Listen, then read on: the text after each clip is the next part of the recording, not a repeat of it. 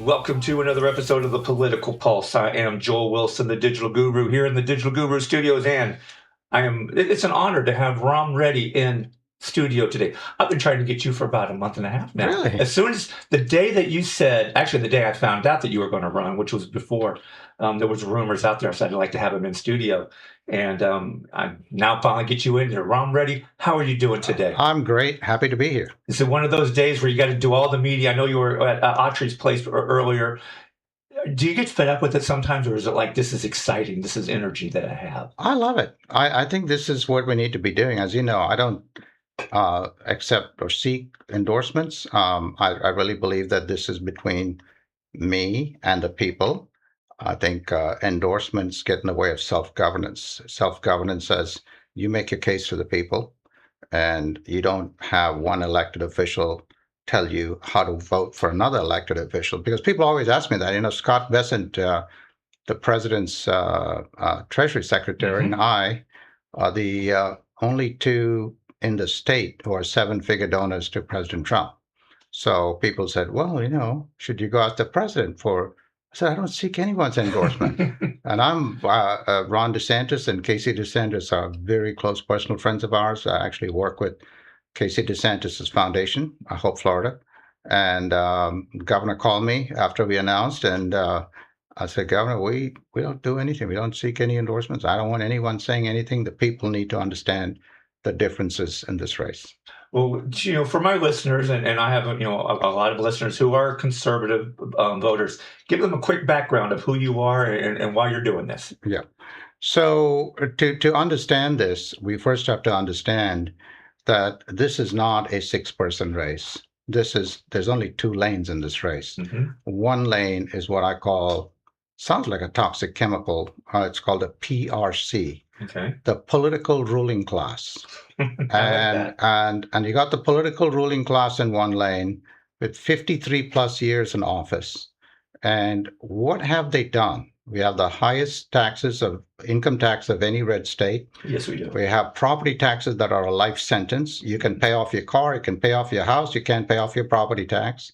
We have sales tax with 110 exemptions, many of them special interests. Now, pharmaceuticals and groceries are fine, but that's 2 out of 110. Delta Airlines comes in here and changes their engine. All of this, the labor to do any of that is tax exempt. No, very few states do this. What have we done with the money? Well, spending in the state has doubled in the last 10 years. People call it the last decade. I call it the lost decade.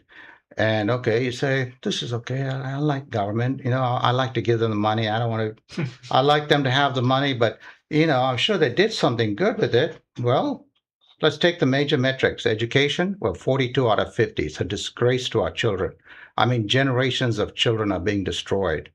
Roads, what do you think about roads? Bottom 5. Don't go there on that. Yeah, bottom 5. And our spending on roads has increased 1.4 billion at the beginning 10 years ago, 3.1 billion in this year's budget. And then you got median family income with a bottom 8. So you got a government that's rich, and the citizen is basically poor. And violent crime. I love these people who say that crime has improved. Really? We're in the top 10 of violent crime, and we've been there for 15 years. 15 years we've been there. Stephen Federico came to my last rally, whose daughter Logan was murdered by a thug on May 3rd of 2025 in the University of South Carolina. This thug really executed her while she was saying, "Daddy, Daddy." And this guy has 39 prior convictions. What is wrong with us? What is wrong with us? Why do we listen to the BS from this ruling class? They've had the ball. They've done nothing with it. They've done absolutely nothing for us. Tax us to hell, spend like crazy, and get us no results. I say it's time for something different. It's time for a change. You know what? Like I said, you're not the politician who has come through and everyone else says, It's interesting because I've interviewed everyone running for governor. I can tell you what the questions are. I know what their answers are. Yeah. It's just scripted. I can tell you ahead of time what they're going to say. I like what you're saying here. Let me bring up state income tax. Everyone has said zero state income tax, and they all have their plans, but their plans are built on one of two or three. And if one of those falls apart, the whole thing crumbles down. We have inflation, we have recession. We don't get it. What's your view on trying to get it? Are you looking at doing something for zero state income tax? Well, yes, but not the way they want to do it. I'm a business guy. Like the president, I went to the Wharton Business School. Yes. And I've been in business. I've built businesses. I've started up businesses. I've created hundreds of jobs. I've gotten results. So we're used to getting things done. We're not used to all this talk. So my first question to you, and hopefully you asked them this, when you talk about all these taxes, you've had 53 plus years. Why haven't you done it? Exactly. Why have you not done it? Mhm. We're like, what are you waiting for? Is there a holy year coming up that you're going to do it? Why haven't you done it? Mhm. So my view on taxes, then these people are talking some crazy things. I know one of the ladies is talking about taxes. Well, one of them said she's going to cut in 100 days. How she's going to do it, I don't know. Yeah. But the second one says she's got a tax plan that's going to take the surpluses and pay it down. Okay, that's good. But where she freezes it? She freezes the budget at 11.4 billion. The budget today is 15.3. How are you going to get from 15.3 to 11.4? And then you have to assume you're going to grow your way to get these surpluses out. And she's assuming a higher growth rate than we had with COVID, Yes. where we had a bunch of federal money and everything else coming in. So this is all smoke and mirrors. It's not going to happen. The way to cut taxes is the way we would do it. Think of it this way, Joe. Let's say you have a two-income family. Mm-hmm. Your taxes, you're going to cut away one income. You're going to say, I'm going to go to one income because the primary income right now for the state, sales tax, income tax. Correct. I'm going to get rid of one income stream. If you don't cut cost, Mm-hmm. you can't do it. So what I have is I'm taking 101 agencies to 35. Wow. Okay, we got 17 public safety agencies. We need 2. I mean, we've actually got it laid out. How we get from 101 to 35. We're going to take all these jobs and we're going to put them and say, hey, come on into our state. We got a bunch of private sector jobs we can make available to you. They're all off the government dole. We got these boards, these commissions. People are going to be shocked. Higher education, $700 million in 2015. You want to know what the budget is for this year? I'm afraid to ask. $3 billion. From 700? Who are we? Yeah, from 700. Who are we educating with higher education? But of course, to manage this money, you need a board. Would you agree? You need a board, right? Beautiful board. We love boards. Mm-hmm. So in this state especially loves boards. How much you think you spend on this board for higher education? Again, I'm afraid to ask these questions. Do I want to know? How's that? $100 million a year. $100 million for a board to manage the higher education, which is now $3 billion. And then we say, okay, I don't like higher education. I think I'm going to go with technical education. Okay. Well, we got a board for that too. We got the State Board of Technical and Comprehensive Education. How much does that board spend? $260 million. What we're doing to the citizens of the state is a hoax. We have taken. Remember, I've governed with my faith in my regular business. Mm-hmm. I have a great pastor. I go to the First Baptist Church in Charleston. Marshall Blaylock is my pastor. He's one of the greatest of all time, and he has given me a compass that allows me to make decisions that make sense. So here's how this country was set up, by the way. If we remember this, everything works. Mm-hmm. Our founders died for this because this was the first country set up like this. It was set up to say our natural rights come from God. Government's job, we assign certain powers to government. Government's job is to protect those rights. Mm-hmm. Fight on our behalf. They're sitting on our side of the table, fighting to protect anyone who tries to take those rights away. Government's supposed to protect it. What have we done with that? They've taken this power and through a vast agency state, 101 agencies, like we said, mm-hmm. and a judiciary that's no longer independent, we have weaponized government against the citizen. at every level. Family courts are a disaster. They are. The corruption, DSS, the most corrupt agency in the state. I tell you, these people, Joe, this thing, this is my wheelhouse, right? I've fixed businesses. I've fixed it my whole life. This thing cannot be fixed. It has to be torn down and rebooted.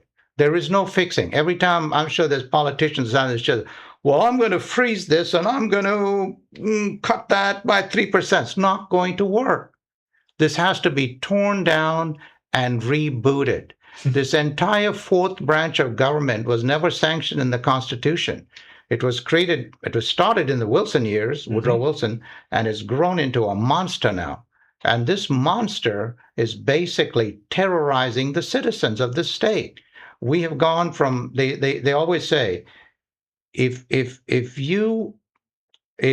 your government fears you, it's liberty. That's what our founders wanted. Exactly. If you fear your government, it's tyranny. That's right. That's where we are.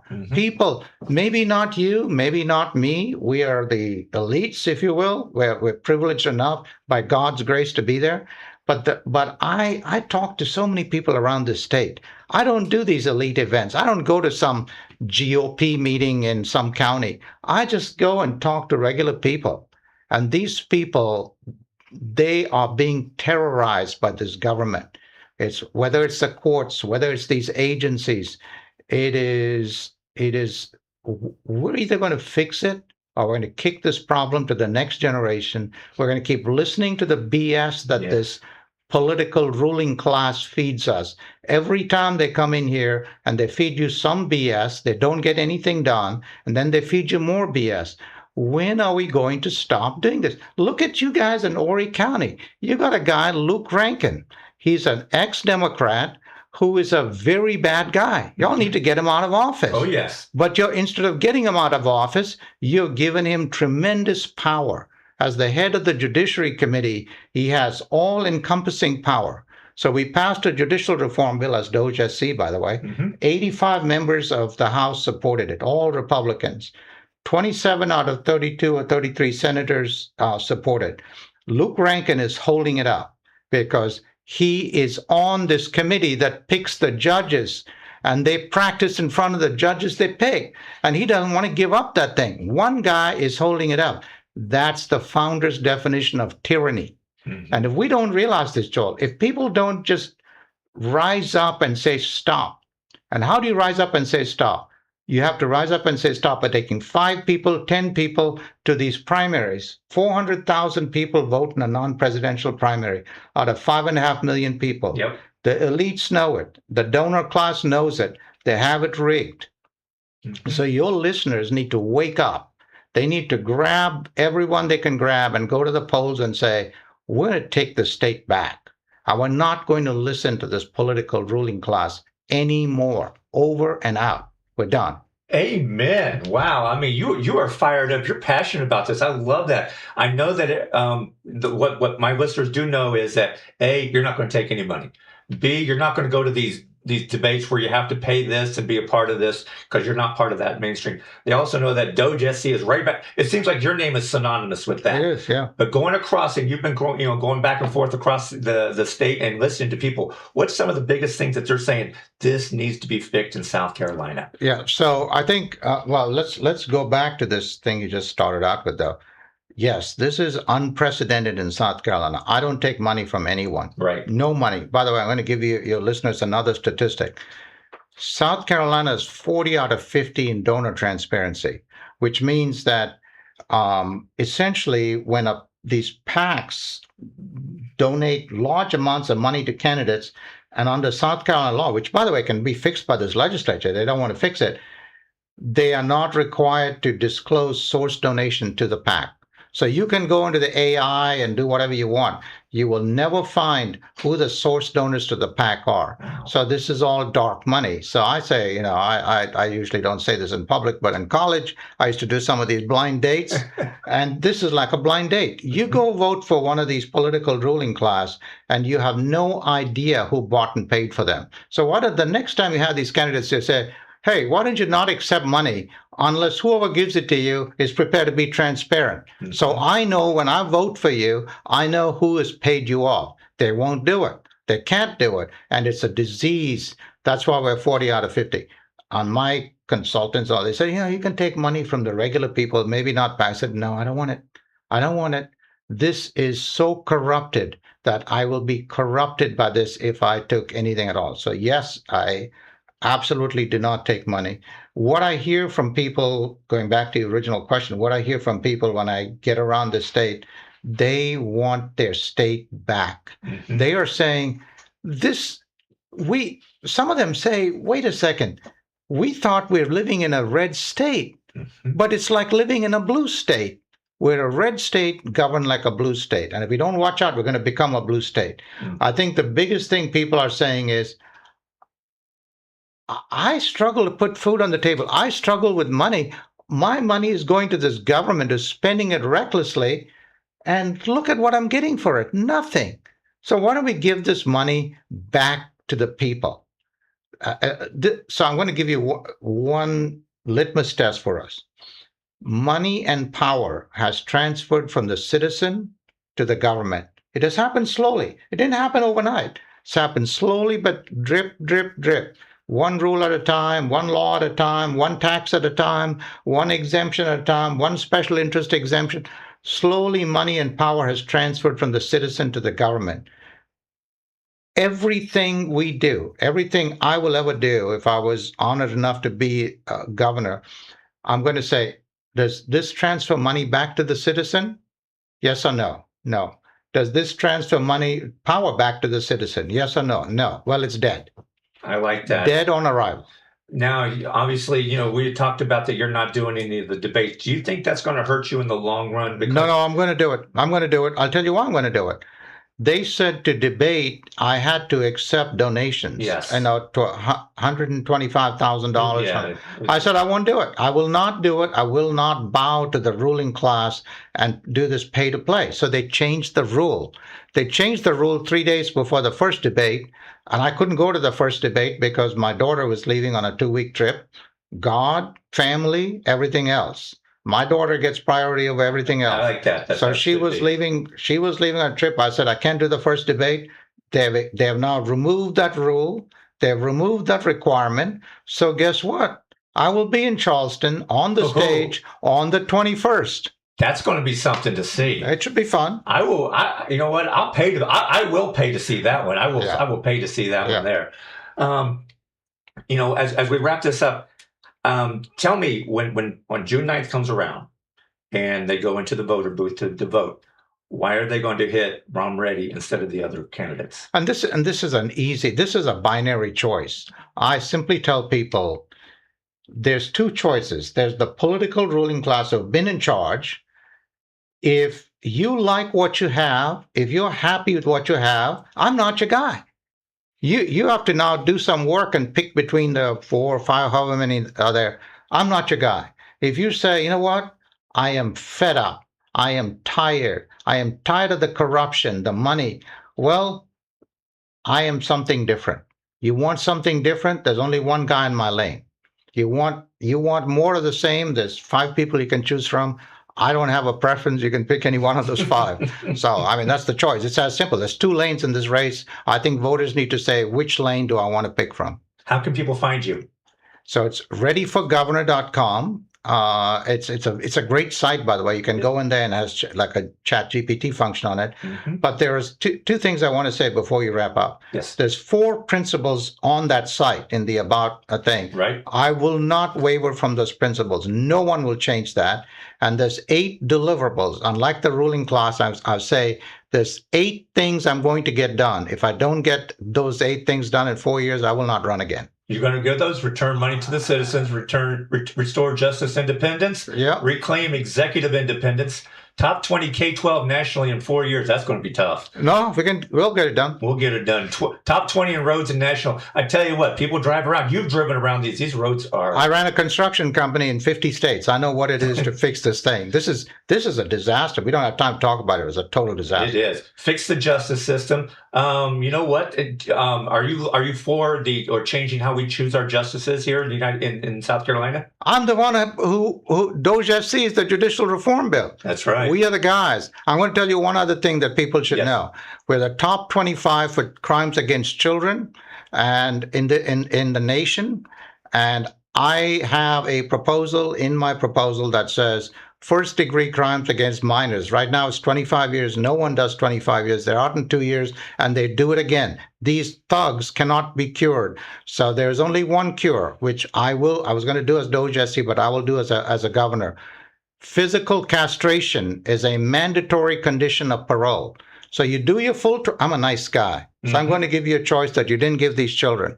You do your full 25 years and you come out with all your equipment, or if a mandatory condition of parole for you to be released early is physical castration. These people, Joel, cannot be cured. They go out and they do this to children. They're destroying children in the state. I will not be part of that. You cannot impose the death penalty, as some of these politicians talk about, because the Supreme Court ruled that to impose a death penalty on a child crime, the child has to die. Right. So you can't. But we can't wait. We have to do something. It works in Denmark. It works in the Czech Republic. It works in Germany. They have a 96% success rate. We, releasing these people back in, they have a 12% success rate. We can't let this happen to our kids. No, we cannot. The last thing you have here, transparent, secure elections, which I agree with, and raise the median family income. That's a Sisyphean task, but I believe it can be done. It can be done. The easiest way to do it is give the dang money back to the people. Yes. Show me the money. Give it back. We are over collecting in this state. We do not need, we will eliminate the income tax in very short order by cutting the cost, not by all this smoke and mirrors. I don't think you should pay property tax on cars. It's ridiculous that you pay a property tax on cars. I think by the way, some of your listeners in Horry County may not like it, but those who are here, your grandfather. But I do not believe that people should be moving in here from other states and get a homestead exemption right away. They need to be here for 5 years before they get a homestead exemption. That's a long conversation, but a homestead exemption is a subsidy. The state tax dollars are subsidizing it. That's right. And why should we subsidize these New Yorkers and Californians from moving here and getting a tax subsidy the day they move here? I think there should be a 5-year waiting period. And the same thing for senior citizens. We need to make sure that this property tax is not a lifetime burden, which it is. I love that. You are passionate. I got to have you on again sometime. This is fun. Yeah. I enjoy this. Anytime that you are in Myrtle Beach, anytime you're in Horry County, you have an invite to sit right here and we'll do it again. We're going to wrap this one up. Ram, it's been a privilege to talk to you, and I'd love to have you on again. This is Joel Wilson. I will see you on the next T-Box.